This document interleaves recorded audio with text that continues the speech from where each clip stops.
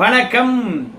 எட்டி டாக்ஸ்ல என்ன செய்தி பார்க்க போறோம் கேட்டீங்கன்னா, விஜய்க்கு எதிராக போர்க்கொடி தூக்கிய விசிக கூட்டணியில் மாபெரும் விரிசல், கண்டிஷன் போட்டாச்சு, கஷ்டத்தில் விஜய்.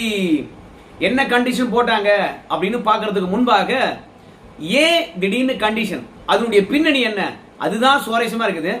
எல்லாவற்றையும் ஸ்கிப் பண்ணாம முழுமையா பாருங்க.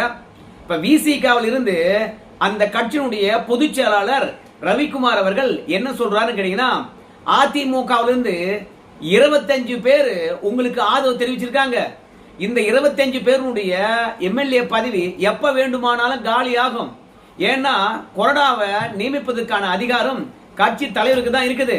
எடப்பாடி பழனிசாமி தான் இன்னைக்கும் பொதுச் செயலாளர்.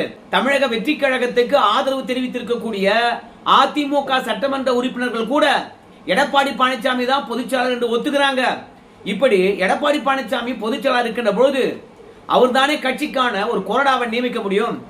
அதுதானே அரசியலமைப்பு சட்டம் சொல்லுது. அதனால கட்சி கட்டுப்பாட்டை மீறி தவேகாவுக்கு வாக்களித்திருக்காங்க. இப்படி தவேகாவுக்கு வாக்களித்திருப்பது கட்சி தாவல் தடை சட்டத்தில் வந்துடும்.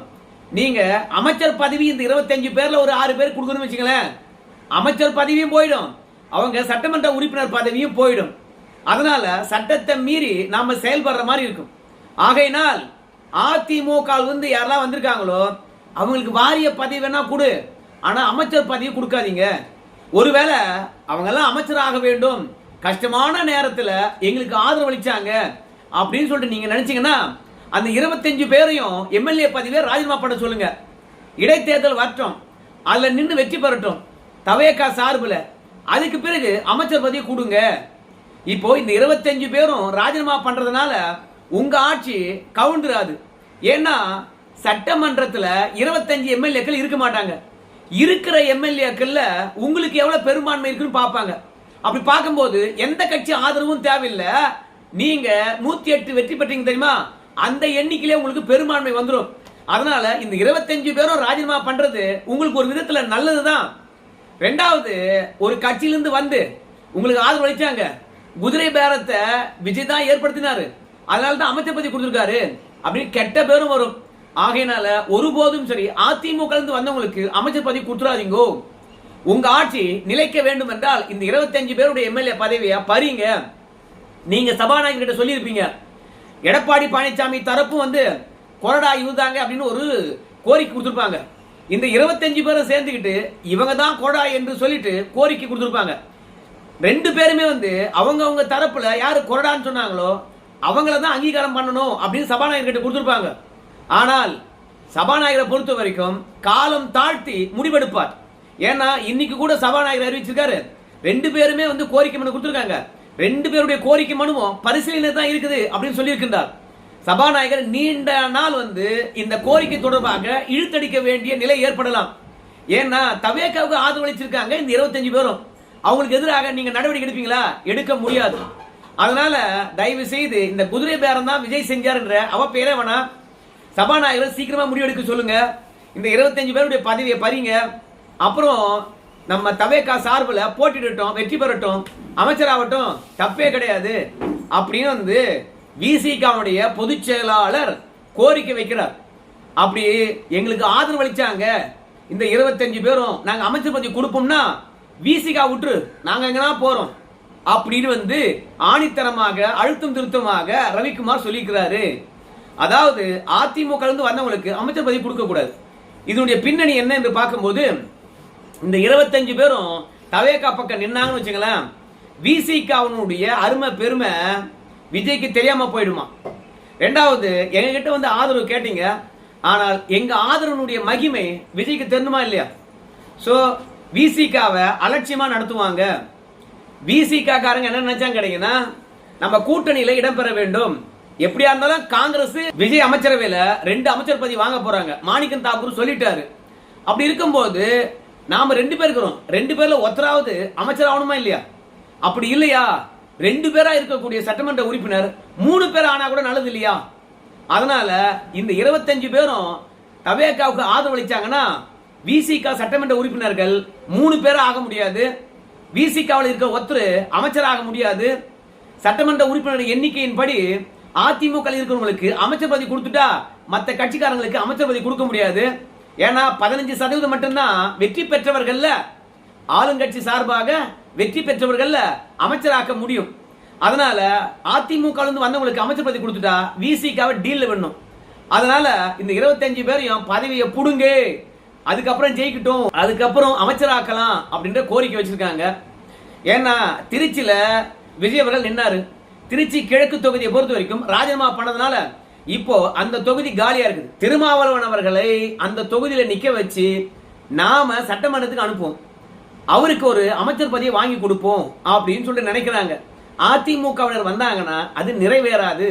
திருமாவளவன் எம்எல்ஏ ஆன மாதிரி இருக்கும், விசிகாவுக்கு 3 சட்டமன்ற உறுப்பினர்கள் ஆன மாதிரி இருக்கும், திருமாவளவன் அமைச்சர் ஆன மாதிரியும் இருக்கும். அதனால நல்ல வாய்ப்பை நாம ஏன் தவறு பண்ணோம்? அதனால அதிமுகவினருக்கு அந்த வாய்ப்பு கொடுக்க கூடாது அப்படின்னு திடீர்னு போர்க்கொடி உயர்த்திருக்கின்றார்கள்.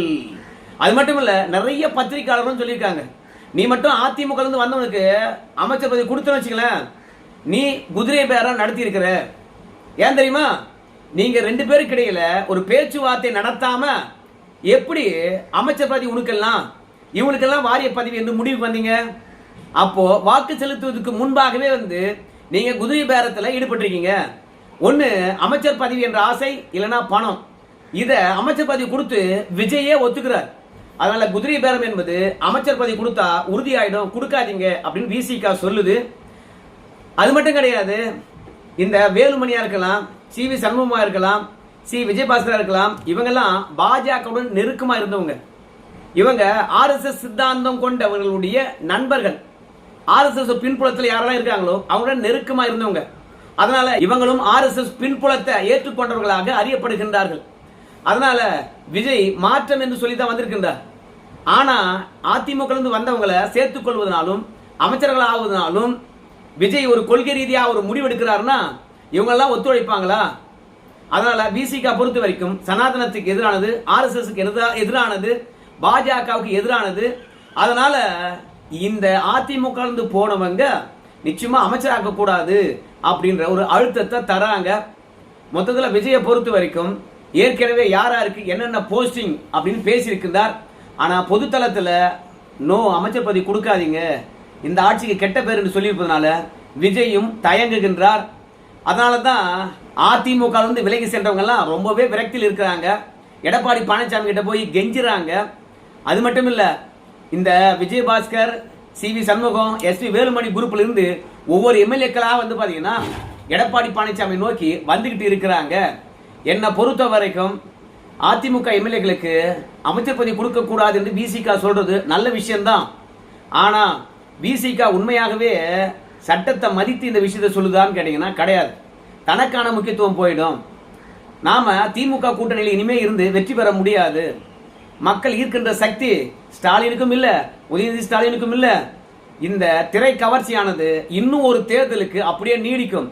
அதனால நம்ம விசிகா எங்க விஜயுடன் போறதா சரியா இருக்கும் அப்படின்னு முடிவெடுத்திருக்கிறார்கள்.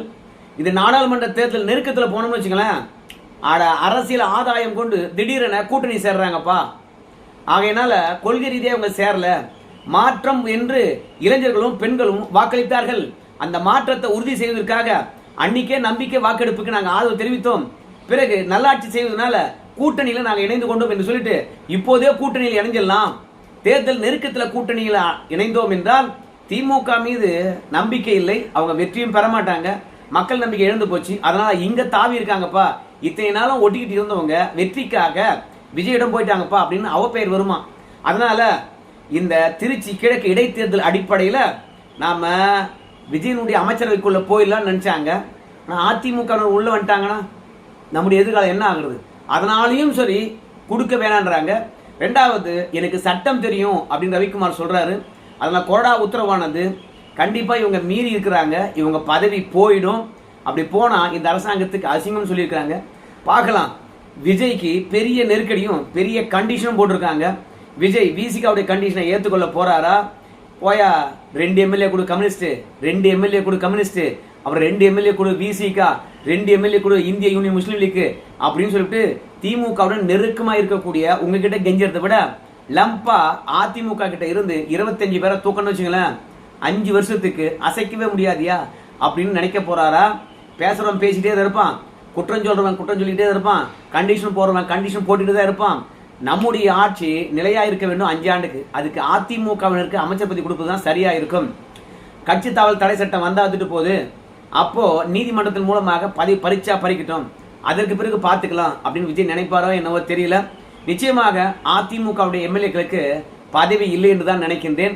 ஏன்னா அடிக்கடி போய் சபாநாயகரை சந்திச்சுட்டே இருக்கிறாங்க வேலுமணி குரூப்.